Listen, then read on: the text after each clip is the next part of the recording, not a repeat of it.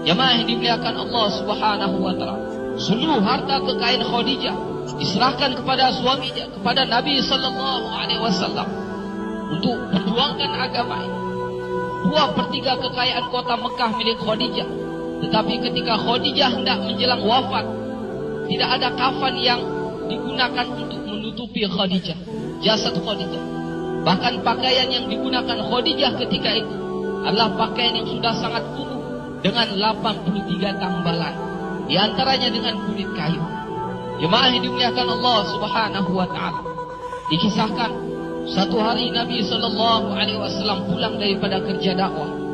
Ketika pulang masuk ke dalam rumah, biasa Khadijah menyambut, berdiri di depan pintu.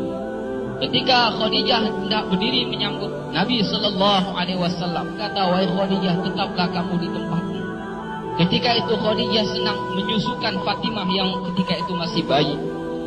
Tuan-tuan yang dimuliakan Allah Subhanahu wa taala, karena begitu pengorbanan Nabi dan Khadijah untuk agama ini, untuk macam mana hari ini kita kenal Rabb, untuk macam mana hari ini kita kenal macam mana kita sholat, macam mana hari ini kita kenal Tuhan yang sebenarnya, kita kenal Allah. Jamaah yang dimuliakan Allah Subhanahu wa taala, seluruh harta kekayaan mereka telah menjadi habis. Sehingga ketika Fatimah menyusu, bukan air susu yang keluar, tetapi darah yang keluar yang masuk ke dalam mulut daripada Fatimah radhiyallahu anha. Maka Nabi SAW telah mengambil ini Fatimah dan diletakkan di tempat itu. Gantilah Nabi SAW berbaring di pangkuan Khadijah.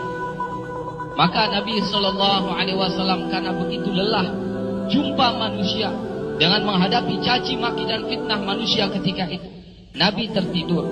Ketika itulah Khadijah dengan belayan kasih sayang membelai kepala Nabi SAW. Tak terasa air mata Khadijatul Kubra menetes di pipi Nabi SAW. Nabi pun terjaga. "Wahai Khadijah, kenapa engkau menangis? Adakah engkau menyesal bersuamikan aku Muhammad? Dahulu engkau wanita bangsawan, engkau mulia, engkau hartawan, tetapi hari ini engkau telah dihina orang. Semua orang telah menjauh darimu. Seluruh harta kekayaanmu habis. Adakah engkau menyesal, wahai Khadijah, bersuamikan aku Muhammad?" Khadijatul Kubra kata, "Wahai suamiku, wahai Nabi Allah, bukan itu yang aku tangiskan. Dahulu aku memiliki kemuliaan. Kemuliaan itu aku serahkan untuk Allah dan Rasulnya. Dahulu aku punya kebangsawanan. Kebangsawanan itu pun aku serahkan untuk Allah dan Rasulnya. Dahulu aku memiliki harta kekayaan. Seluruh harta kekayaan itu pun telah aku serahkan untuk Allah dan Rasulnya. Wahai Rasulullah, sekarang aku tak punya apa-apa lagi. Tetapi engkau masih terus memperjuangkan agama ini. Wahai Rasulullah, sekiranya aku telah mati, sedangkan perjuanganmu ini belum selesai.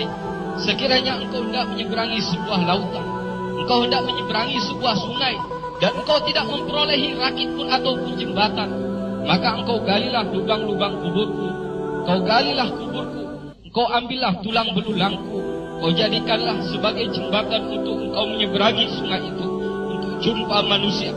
Ingatkan mereka kepada kebesaran Allah, ingatkan mereka kepada yang hak, ajak mereka kepada Islam, wahai Rasulullah. Tuan-tuan yang dimuliakan Allah Subhanahu wa ta'ala, seorang Nabi yang agung, seorang istri yang agung, suami istri berpelukan sambil menangis memikirkan agama ini. Allahu Akbar. Jemaah yang dimuliakan Allah Subhanahu wa ta'ala, agama tersebar. Hari ini kita kenal Allah bukan dengan mudah, jemaah yang mulia. Agama sampai dalam kehidupan kita, agama sampai ke kampung kita, agama masuk ke dalam rumah-rumah kita, agama sampai ke dalam hati-hati kita, jemaah yang mulia. Bukan dibawa oleh burung, bukan dibawa oleh angin, bukan dibawa oleh air sungai yang mengalir, bukan, jemaah yang mulia, tapi dibawa oleh pengorbanan Nabi dan para sahabat, dibawa oleh pengorbanan para janda sahabat, dibawa oleh pengorbanan yatim-yatim para sahabat, jemaah yang mulia. Ulama beritahu hari ini kita senang-senang amal agama di atas penderitaan dan jeritan janda-janda dan yatim para sahabat. Hari ini kita kadang-kadang senang amalkan agama di atas penderitaan Khadijatul Kubra radhiyallahu ta'ala.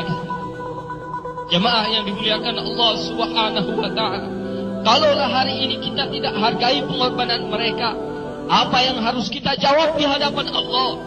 Kalaulah kita jumpa Allah, apa yang akan kita jawab di hadapan Nabi? Kalau kita jumpa dengan Nabi, apa yang akan kita jawab kalau kita jumpa dengan Abu Bakar yang telah menghabiskan seluruh harta bendanya untuk agama ini?